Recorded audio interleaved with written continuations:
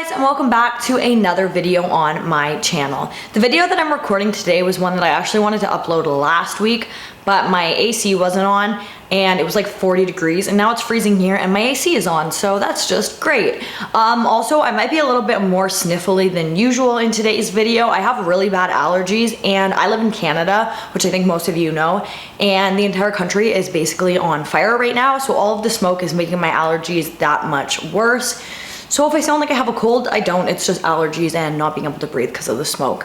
Before we get into today's video, I just want to mention that today's video is not like as conspiracy-y as a lot of my other videos. This one is purely just for fun. I just thought the topic was fun and interesting, so that's what today's video is going to be about. So with that all being said, let's get right on into it. There are a lot of conspiracy theories and whatnot out there about celebrities passing away and being replaced by other people. Avril Lavigne is one that comes to mind as soon as I think of that, and I don't necessarily believe all of these conspiracy theories, but I do think that they're very interesting to look at the information where people got this idea, and so we are going to be discussing one of those cases today. The case that we are going to be looking at today is known as the Paul is dead theory, and this theory focuses on Paul McCartney, which I'm sure we all know, who is a member of the band The Beatles.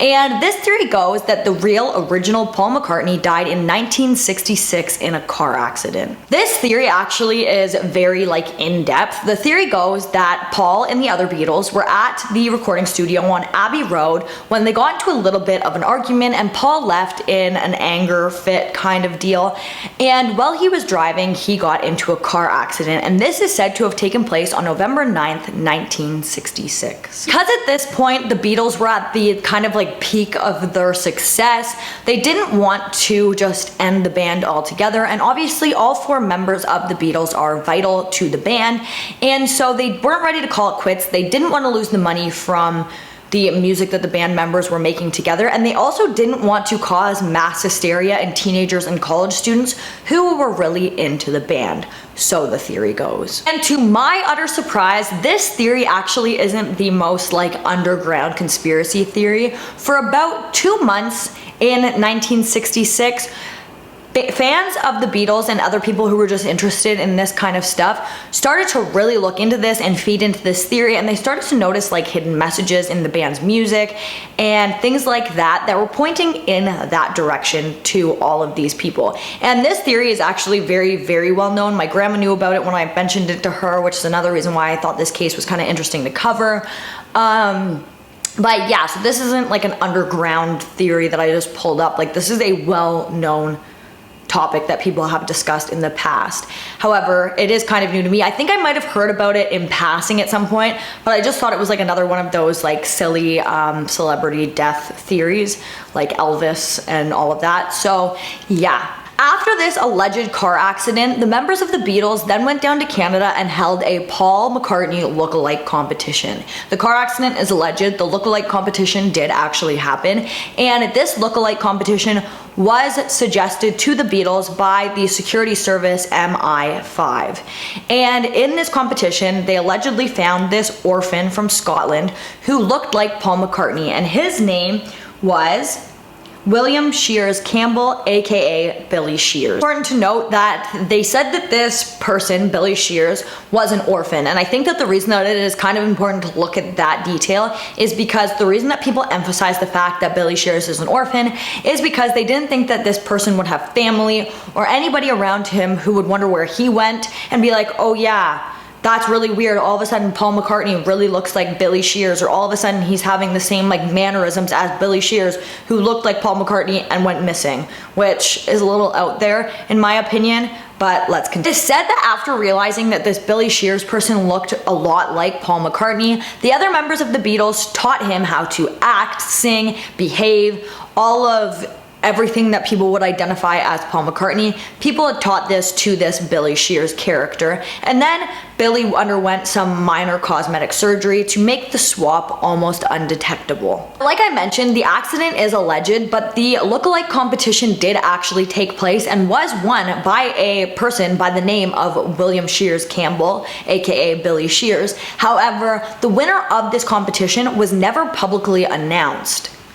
Another thing that would have made it much easier for the band to have pulled this off is that the Beatles had just recently retired from touring. They weren't going to tour anymore, and they were going through this whole new vibe and look with their new album that was coming out, which is the Sgt. Pepper's Lonely Hearts Club album. There are a lot of things about the Sgt. Pepper's album that people had looked at and thought was pointing to the fact that all of this was true. One of those things being that there is a hand on the cover of this album raised above Paul McCartney's head. Now, people said that in Greek and American Native Indian history, this is a sign of death. Now, how true that is, I'm not really sure, but also there is a left-handed guitar laying on a grave at the members of the band's feet on the cover of this album, and Paul McCartney is said to be the only left-handed member of the Beatles.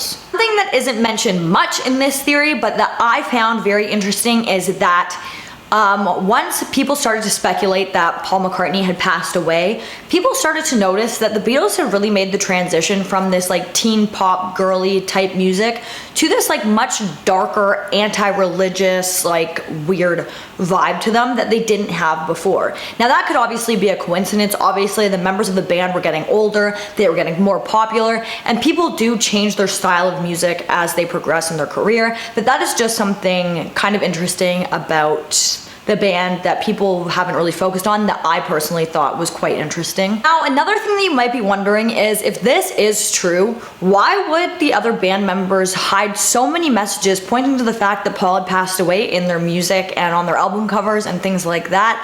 But this theory has an explanation for that too. They said that all of the band members started to incorporate this, leaving clues all over the place for fans to find because they felt immense guilt for the fact that they had hidden the fact that Paul had passed away. And when I say that there are a lot of clues pointing to this, I mean it. There are tons. So I'm going to talk about the ones that I think are the most interesting and the most prominent, and I'm going to try and cover as much as I can, but I definitely will not be getting them all because there are just so many. Like, some of them are just ridiculous, some of them are very interesting, but yeah, so there are a lot of clues hidden in their music, their albums, their, you know, this, that, and the other thing. There's tons. Go back to the Sgt. Pepper's album. I already talked about a few things that people thought indicated that Paul had passed, but there are tons of things on this album cover specifically that people thought indicated that Paul had passed. People think that this album cover resembles that of a funeral. They're all standing in front of a grave, you know, this, that, and the other thing. Paul is also the only one holding a black instrument, which people also thought was a sign of or symbol of death. It's also been pointed out that if you hold a mirror to the drum head on the cover of the album, it shows a message. Number 1 plus the words 1 standing for November or the 11th month. Also showing in this message is the Roman numeral 9. Reminder, it is believed by some that Paul McCartney died on November 9th, and the drum also reading, he died. This is all really spooky, right? Now, this theory I just need to include, or this clue, because immediately I was like, no. And this might be because I'm from Ontario, so I knew right away what it said. But on the inside of the album, there is a picture of the 3 band members, and some people speculated that the patch that Paul was wearing said OPD, which people thought meant officially pronounced dead. However, this badge says OPP, which means Ontario Provincial Police, and the Ontario Provincial Police still wear this badge today, and I know that because I am from Ontario. However, something else the fans pointed out that was weird about this is on the back of the album there are a picture of all 4 band members, and Paul is the only one not facing us. His back is turned to the camera. Something that is undeniably strange, however, is on the title track of this album. At the very end of the song, you can hear John Lennon say Billy Shears, which again is believed to be the man who replaced Paul McCartney. The album following Sgt. Pepper's is Magical Mystery Tour, and on the cover, Paul is the only band member wearing all black and is standing in what some fans have described as a crucifixion pose. This album came with like a little picture book inside. I'm not sure if you guys know what I'm talking about. I'll try and put a picture here of like what the books look like. I have a Nirvana album that came with one of those. But in 4 of the photos in this album, of pictures that comes with the album, there are pictures of Paul with hands waving over his head, just like that on the cover of the Sgt. Pepper's album. On another page in this photo album, you can see all members of the band wearing white suits with red flowers, except Paul, who is wearing a white suit with a black flower. Now, I don't know if this ever occurred to anybody while researching this case, but maybe Paul was just a little bit edgier and like, you know, a little bit scene, a little bit emo maybe. If you play the song I Am the Walrus backwards, it says Paul is dead, haha, which a lot of the songs played backwards are extremely creepy. This is one of them. And then in Strawberry Fields Forever, it sounds like John Lennon says, I buried Paul, but John Lennon says that he said cranberry sauce, and the recording company said that he said, I'm very bored.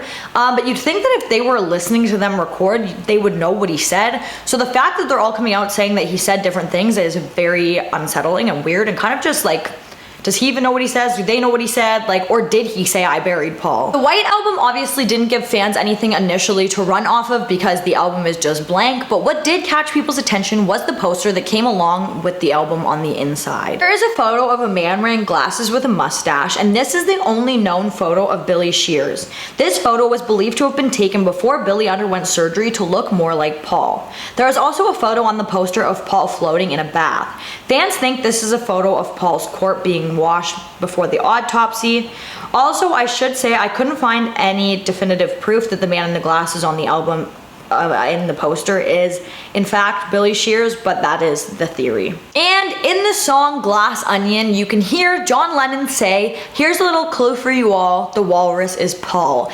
And yes, that is a strange thing to say, but all of their songs are a little strange. But some people have claimed that in mystic belief, a walrus is a sign of death. Now, I looked into this, I dove into this, and I couldn't find anything on that at all, whether it be true or fake, so I'm not really sure. I'd never heard that before, but that was just something interesting that goes along with this. And then at the end of the song, I'm So Tired, John Lennon just says blibberish, but if you play this backwards, you can clearly hear him say, Paul is dead man, miss him, which is another creepy little.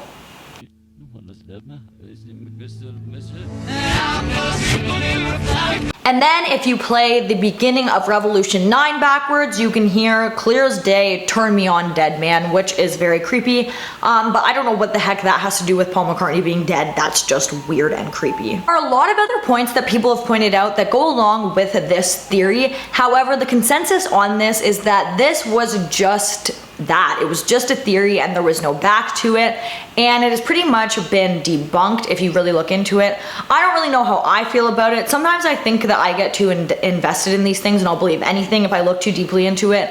But this one has pretty much been completely debunked. And I don't really know how they could debunk that, but it is said that it has been debunked. So do with this information what you will. But guys, that is going to bring us to the end of today's video. If you like this video, please give it a big thumbs up. Don't forget to comment down below what you'd like to see in my future videos, and don't forget to subscribe and turn on that notification bell so that you don't miss any future videos from me. Thank you so much for watching, and I'll see you in the next one. Bye guys.